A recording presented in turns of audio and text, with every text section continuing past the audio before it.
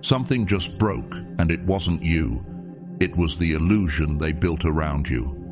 For years, the enemy whispered lies, painted over your name with false stories, trying to bury your light under layers of silence and shame. But all it took was one moment, one crack of divine truth, and the mask shattered. Chosen one, you didn't just enter the room, you shook it. You were the spark they couldn't smother, a truth too loud to ignore. Your very presence, your name, set off alarms. It sparked arguments, forced confessions, exposed secrets. They couldn't keep pretending. The pressure was too much, and when pressure meets truth, it doesn't unravel gently, it erupts. This wasn't just a disagreement. It was the breaking point of years of envy, gossip, and false peace. Why? Because truth makes people panic. And when you showed up, the lies had nowhere left to hide. They weren't ready for your presence to be this undeniable, for your light to be this blinding, but God was.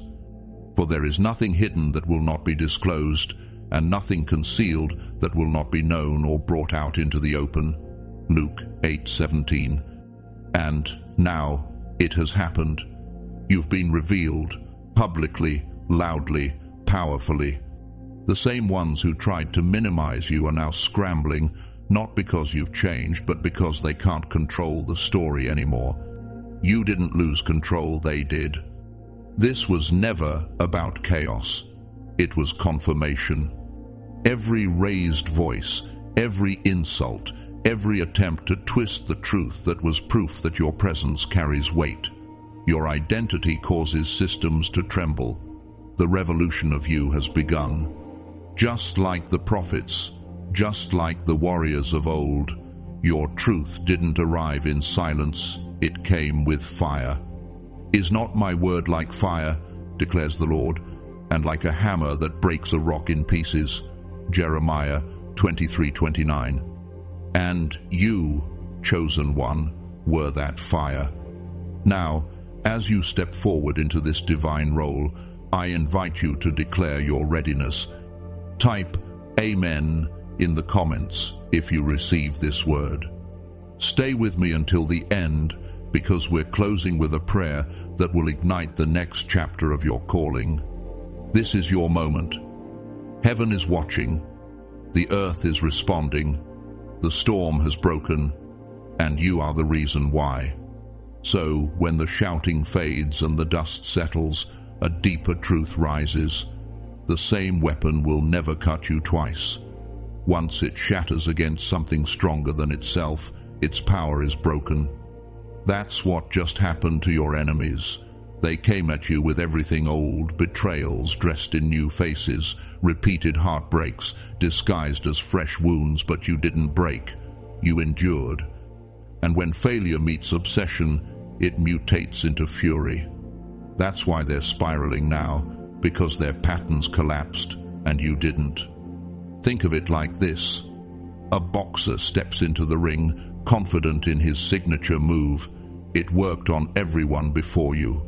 But this time, he throws the punch, and you're still standing. The blow lands, but it doesn't drop you. That moment, it breaks him, not you. His weapon is now powerless, and suddenly, his entire strategy falls apart. That's what you've done. You exposed their limitations by surviving what was meant to destroy you. The pattern that once imprisoned you has lost its grip. The cycle starved when you stopped feeding it with fear, doubt, and reaction. You didn't respond the way you used to. You didn't fold. You grew. That's how the loop died, starved of your submission. No weapon formed against you shall prosper.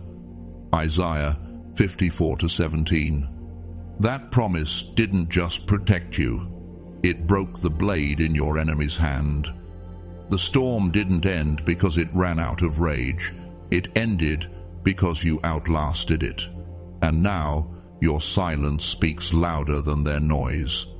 Your peace offends them because it proves they failed. They wanted a breakdown. Instead, they watched a breakthrough. Cycles are built on repetition, but survivors, they rewrite the pattern. That's what makes you dangerous now. The things that once triggered you no longer hold the same authority. What used to wound now hardens into armor. You've become immune to their old tactics because they don't have new ones. The enemy doesn't invent, he recycles, but recycled weapons don't work on a renewed mind. You've reached the expiration date of your suffering, and no matter how loudly it knocks, it no longer has the key. Let's make this real. Imagine suffering like a tenant in your home. It trashed the place, filled it with chaos, pretended it had permanent rights. But the lease had an end date.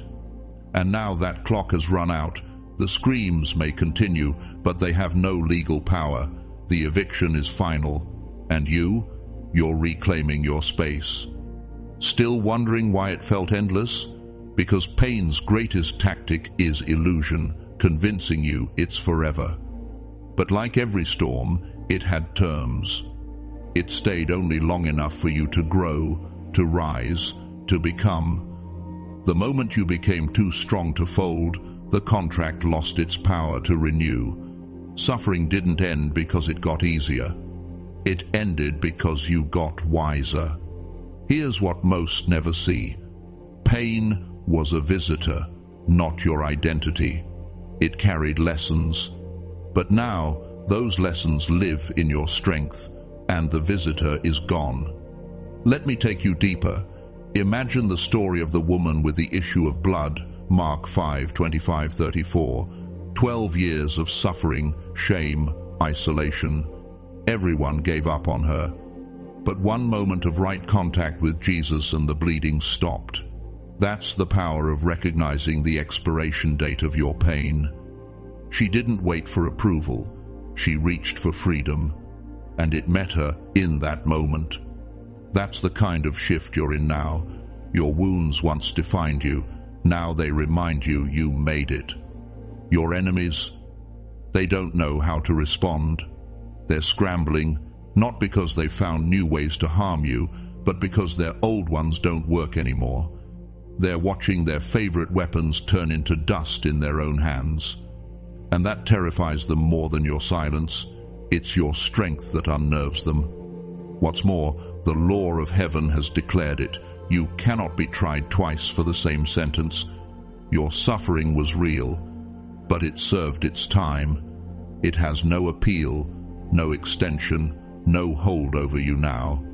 Every storm, every betrayal, every tear, it was counted, not wasted. And when the final second ticked out, the judgment was issued, overruled. The sentence is lifted, the chains are broken. The cycle is closed. Like a snake shedding its skin, you've outgrown your old suffering. That pain cannot cling to you anymore. It's dead weight, and you've already stepped out of it. Think of a song stuck on repeat. The same heartbreak, the same setback, the same betrayal, over and over, until the tape finally breaks. The song is over. Silence follows, and in that silence you hear something new, peace. This is why your future won't echo your past. The soundtrack has changed, the rhythm is different, and the old script has been thrown out. Some may still ask, but what if it comes back? It won't, not like before, because the contract is void, the key is broken, the door has swung open, and you're already on the other side. Your enemies see it now. That's why they rage, not because they still have power, but because they lost it. You didn't just survive the storm, you emptied it. You didn't just escape the fire, you carry its ashes as evidence that it burned itself out trying to break you. You are living proof that pain has a limit, that darkness has a deadline, that the season that tried to bury you has already passed. You are not the same. You are free, not because the storm stopped, but because you kept walking until it did. And nothing, not fear, not the past, not the enemy, can pull you back into a contract that God already marked fulfilled. But what if the weight you carried wasn't just yours? What if the battle was older than your lifetime? And now, chosen one, we arrive at the reason why it all felt so heavy, so unnatural, why your suffering felt deeper than the life you were living, because you weren't just carrying your own burdens. You were carrying the unfinished battles of those who came before you. This is what most people never realize. Pain can be inherited. Families pass down more than names and traditions. They pass down trauma, cycles, curses, patterns of poverty, cycles of addiction, silent grief, broken love. And for generations, no one had the strength to stop it. The baton was dropped every time. The race never finished. Until you. You didn't just endure your own trials. You were the one chosen to carry the weight others couldn't. You took the full force of what had haunted your bloodline, and instead of crumbling, you stood. You crossed the line, and because of that, the curse broke. But the steadfast love of the Lord is from everlasting to everlasting on those who fear him, to those who keep his covenant. Psalm 103 to 17:1-8. That covenant is what you stepped into, and that's why the curse couldn't continue past you. Think of Joseph in Egypt, betrayed by family, thrown into a pit, sold into slavery, wrongly imprisoned, yet he carried a legacy bigger than his suffering. When the famine came, he didn't just feed a nation, he saved the very family that once tried to destroy him. That's generational redemption. That's what you've done. You were the dam holding back generations of poisoned water. Every crack added by those before you finally burst, but you didn't drown. You absorbed it. You endured the flood. And now, the ones who come after you will walk through dry ground. Your tears were never just your own. They were the final payment on a debt long overdue. What broke others didn't break you, and in that, the curse met its match. So if you've ever wondered why the weight felt disproportionate, why your life looked like a battlefield you didn't start, it's because you were chosen to end what others only survived. That's why the pain was so precise, so relentless. Generational strongholds don't fade, they demand blood, but you paid it in full. And now your bloodline is cleared. What once stalked your family stops here. What once destroyed your ancestors will not touch your descendants. Your survival wasn't just for you, it was for those who will never know the war you fought behind closed doors. But the transformation didn't stop there, because here's the deeper truth. You didn't just endure poison, you turned it into power. The betrayals, the abandonment, the nights that almost broke you, they were never just meant to wound you. They were designed to infect you, to make you bitter, hollow, cynical. That's what poison does. But you didn't let it rot you. You transmuted it. You did what very few ever do. You turned pain into power. Like a blacksmith forging steel in fire, you took what was meant to melt you and shaped it into armor. You turned bitterness into wisdom, loneliness into depth, humiliation into discernment. You didn't walk out of the fire the same you came out, unrecognizable. You outgrew every attack, every trap, every snare. Now, the same fire that was meant to consume you burns behind you as evidence not of your destruction, but of your evolution. The enemy expected scars. What they didn't expect was resurrection. That's why their old tricks no longer land. They're speaking a language your healed soul no longer understands. You don't vibrate at the same frequency of fear. You don't respond to the bait. You've grown beyond the algorithm of manipulation. And now, nothing recycled can break a soul that's been rebuilt from ashes. And still, the enemy didn't quit. They launched one final blow, a last desperate strike. The betrayal that hit deeper than all the rest. the heartbreak that felt like the end, the silence from heaven that nearly broke your faith. But here's the revelation: that was the last bullet, and it missed. What you just lived through wasn't random, it was warfare, not imagined, but orchestrated. The pressure, the loss, the suffocating darkness, it was their final play, their last attempt to take you down. And still, you're standing. When the smoke cleared, you were still breathing, still moving, still becoming. And that's when they realized, it's over. They have nothing left. The enemy emptied its arsenal, hoping the final shot would be your collapse, but instead, it became their exposure. Like Goliath, who laughed before David swung the stone, they underestimated the one they mocked. They didn't know that behind your stillness was the strength of someone who refused to break. That's why the battlefield is quiet now, not because you lost, but because they did. And what happens when the enemy has fired its last shot and failed? Nothing lesser can ever succeed. So, if you've been asking, will it come back? Will I have to fight that battle again? The answer is no, not like before, because the weapon has already been spent, the curse has already been broken, the fire has already been outlasted.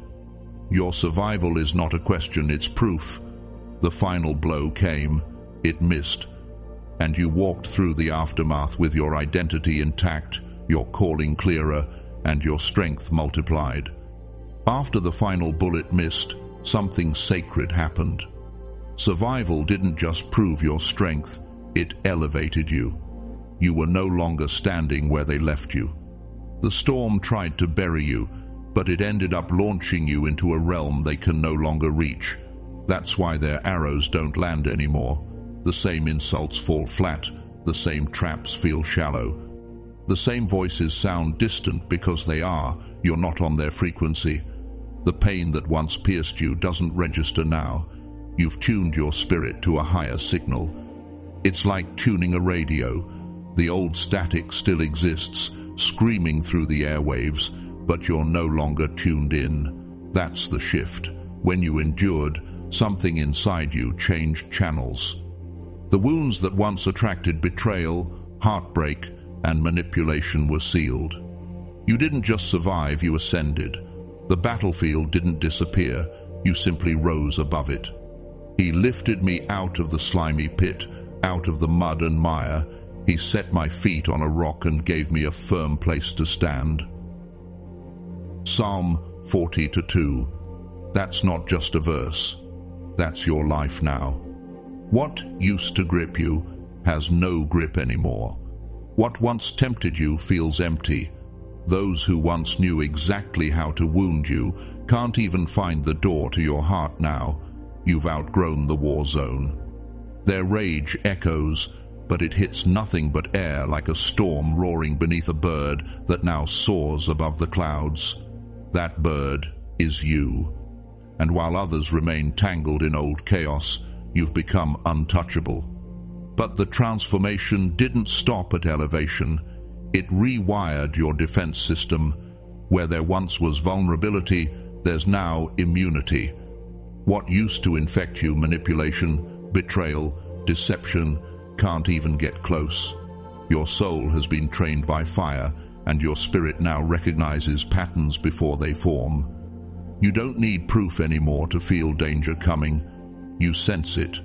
You see through the masks before they slip. That's not fear. That's discernment, a gift sharpened by survival. Like a body that once battled disease and built antibodies, your spirit now rejects what once slipped through undetected. Every scar became data. Every heartbreak was a lesson. You were blindsided once, but never again. You don't step into the same traps because your soul doesn't allow it. Your trauma didn't just wound you, it became your greatest teacher.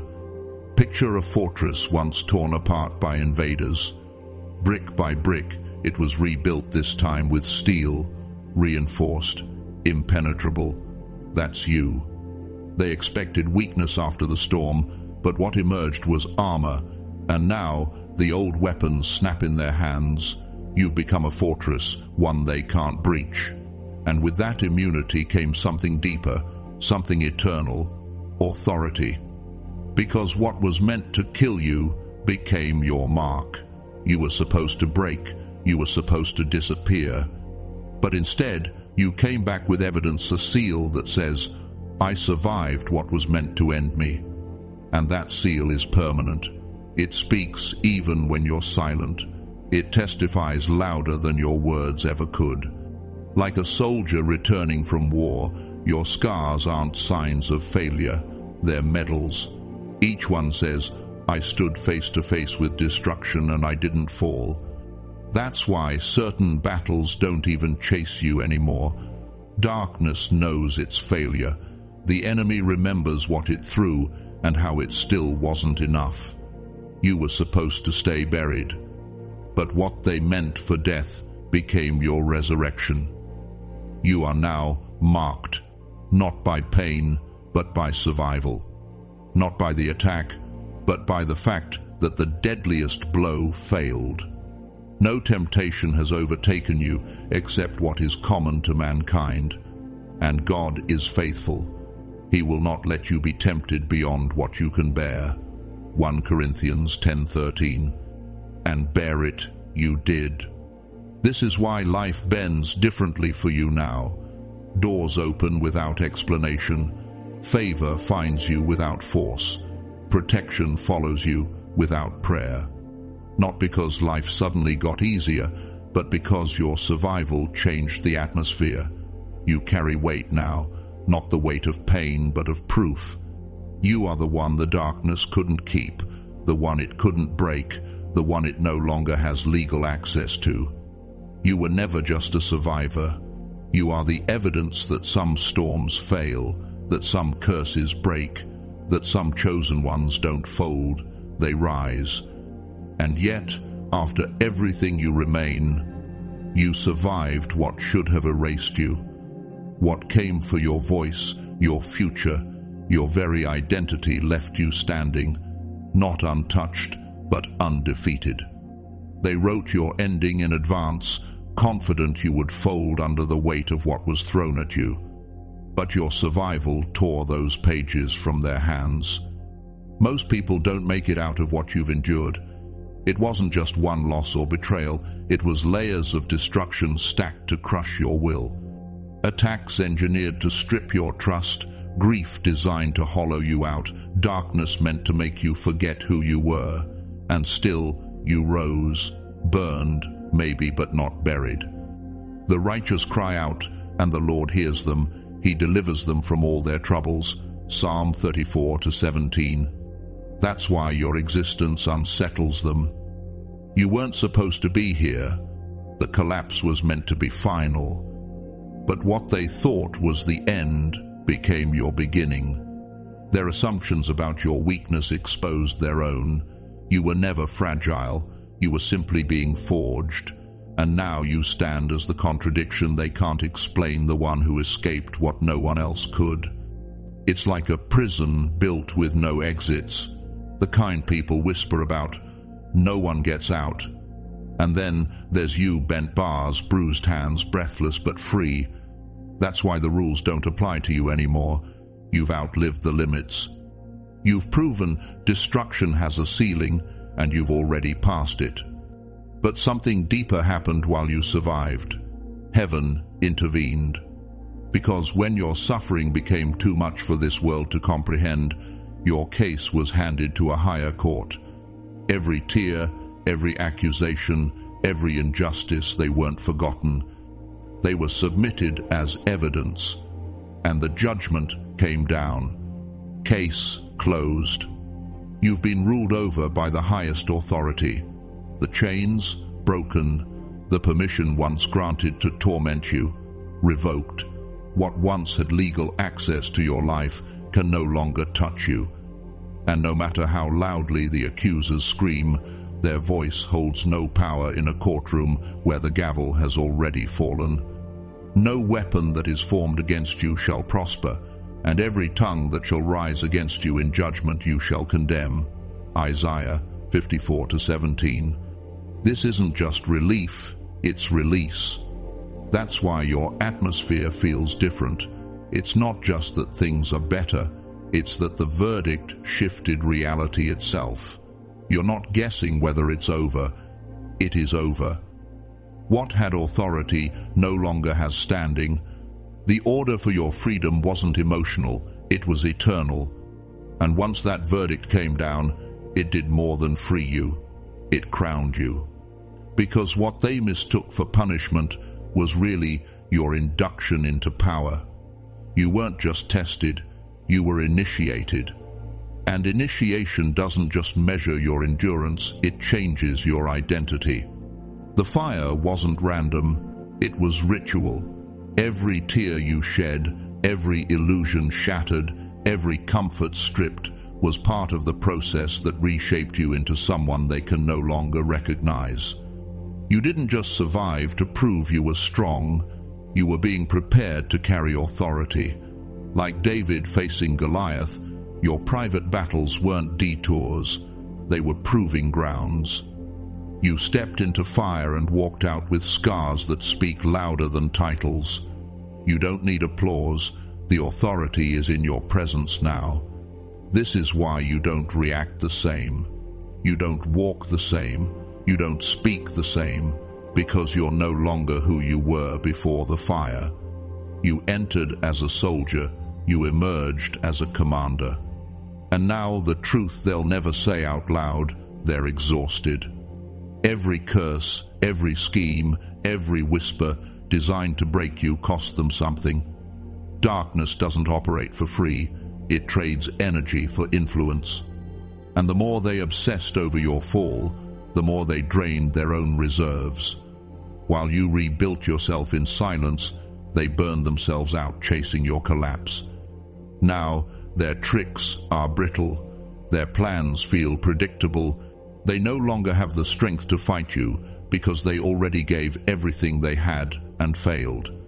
Every failed attack was energy they won't get back.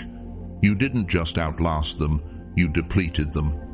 It's like an army that fired every weapon, emptied every reserve, drained every last tank, only to find their target still standing, and worse, still rising. That's why they rage in silence. Not because they still have power, but because they've lost it all. So, here you stand, not only undefeated, but untouched by anything lesser. What was meant to bury you became the proof that you are unshakable, untouchable, and unstoppable. Your scars aren't marks of survival, they are seals of authority. After you have suffered a little while, the God of all grace will himself restore you and make you strong, firm, and steadfast. 1 Peter 5:10. That's the final truth. You've already won the battles that were designed to erase you, and now there's nothing left to fear. The arsenal is empty, the trial is over, the fire has passed, and you are still here, still standing, still becoming. And this story, your story, is just getting started. Before we close today's message, I want to seal this word with prayer. This is not just a closing, it's a declaration, a spiritual shift, a moment of alignment with everything heaven has already written about you. So wherever you are, take a deep breath, open your spirit, and let this prayer find its way into the places that still need healing, fire, and freedom.